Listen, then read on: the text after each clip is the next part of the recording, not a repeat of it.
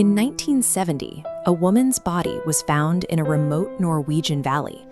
Every piece of data that could identify her had been systematically destroyed, and it's smooth. On the right, the modern DNA sequencing required to even begin reconstructing her profile. The subject systematically targeted her material possessions and her own biological markers for erasure, ensuring no data point remained untampered. This dashboard illustrates the framework required to reverse engineer an entirely scrubbed identity. We must cross-reference three distinct data vectors: pathological findings, logistical footprint, and genetic analysis. The first vector requires analyzing the 1970 autopsy reports to extract the exact physical mechanics of her death. The second involves tracking her behavioral and logistical footprint across Europe to evaluate her level of operational training. The third vector leverages modern genetic genealogy and isotope analysis to map her biological origins. Constructing a composite profile based strictly on these three datasets is the only way to bypass her extreme countermeasures and avoid relying on speculative theories. This schematic shows how investigators found the body in the rocks. Notice the position of the limbs, drawn up in what forensic pathology calls a pugilistic or boxer's stance. While this looks like a defensive posture, it is a well-documented physiological reaction. Extreme heat causes muscle tissue to contract and shrink, pulling the arms and legs inward. This diagram of the respiratory system highlights a crucial finding from the autopsy: intact soot particles deep within the trachea, bronchioles, and alveoli. This spread differentiates active inhalation from passive exposure. Toxicology reports confirmed the presence of over 70 metabolized sleeping pills in her bloodstream. Correlating the high rate of pill metabolization with the active soot inhalation establishes a clear timeline of incapacitation. The pathological conclusion is definitive. The fire was initiated antemortem, while the subject was actively breathing but chemically incapacitated. This rules out a post-mortem disposal of the body.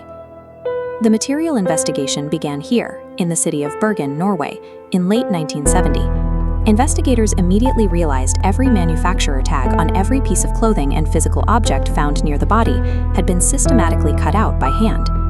As this macro footage of a file destroying a textured surface demonstrates, the friction ridges on the subject's fingertips had been deliberately sanded down prior to her death. Permanently destroying one's own friction ridges requires sustained, intense physical pressure and a high tolerance for severe pain. These actions isolate this case from typical crimes of passion or standard homicides, where evidence is usually destroyed hastily after the fact. The methodical removal of clothing tags, combined with the painful destruction of friction ridges, indicates a highly sophisticated, premeditated strategy to ensure total identity suppression. 3 days after the body was discovered, police located 2 abandoned suitcases in a locker at the Bergen train station. Inside, they found 9 distinct passports, each containing a different synthetic identity and fabricated backstory. This numerical grid visualizes her coded notebook. Deciphered, the numbers translate into a precise timeline of dates and coordinates. Shifting into a map of Norway, red nodes trace her rapid, zigzagging routes between 7 cities over several months. Her behavioral footprint at these hotels corroborated the physical evidence on her body.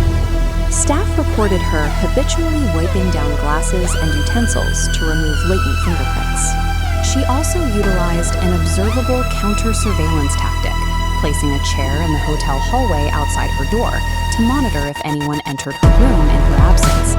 These actions confirm she possessed logistical backing and a keen awareness of operational security, moving the investigation strictly out of local criminal jurisdiction and into intelligence analysis. This archival photograph of Norwegian soldiers illustrates the geopolitical reality of 1970. Norway sat on the front line of NATO intelligence, bordering the Soviet Union. Declassified intelligence records later confirmed that her decrypted travel nodes aligned temporally and spatially with secret Norwegian military trials. This image shows the specific classified program she was tracking, the Penguin anti-ship missile system. However, this correlation introduces what intelligence analysts call the noisy operative paradox.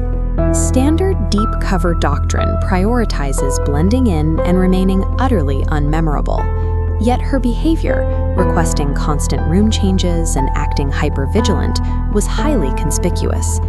clumsily rotating between 9 separate identities and displaying visible counter-surveillance tactics draws attention, making a subject a liability, not an asset.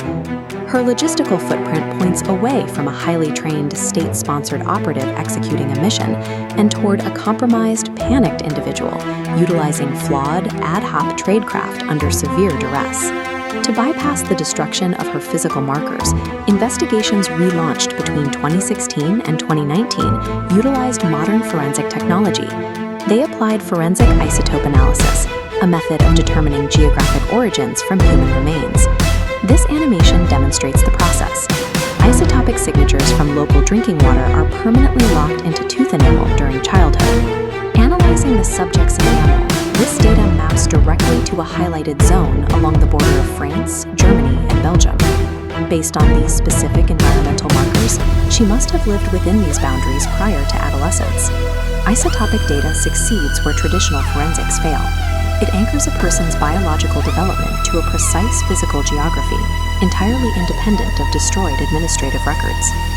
In 2019, the DNA DOE project sequenced her preserved tissue samples to map her ancestry. This map contrasts her Franco-German childhood zone with a new region spanning Southeast Europe and Southwest Asia, representing her maternal lineage, haplogroup H24. A vector line connecting them illustrates a clear discrepancy, pointing to the geographic displacement of her family lineage before she was even born. Despite this detailed mapping, her DNA profile has failed to trigger a single match in any global genetic database or missing persons report. This reveals a structural limitation of genetic genealogy. It provides a biological map, but it requires a pre-existing comparative sample from a relative to generate a name. Biological tracing hits a terminal wall here. If a subject successfully scrubs themselves from all administrative and familial databases, DNA alone cannot reverse engineer an identity. Returning to the profile dashboard, we can consolidate the 3 evidentiary vectors. Her origin points to a displaced lineage raised in the Franco-German border region. Her logistics reveal complex but flawed operational security, and her forensics confirm antemortem incapacitation combined with total identity suppression.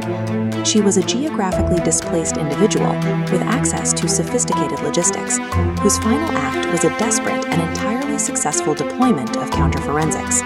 The Isdal case defines the limit of forensic science. We can map biological development down to the isotope, but identity remains a construct of administrative records. When those records are successfully destroyed, the science has nothing left to match.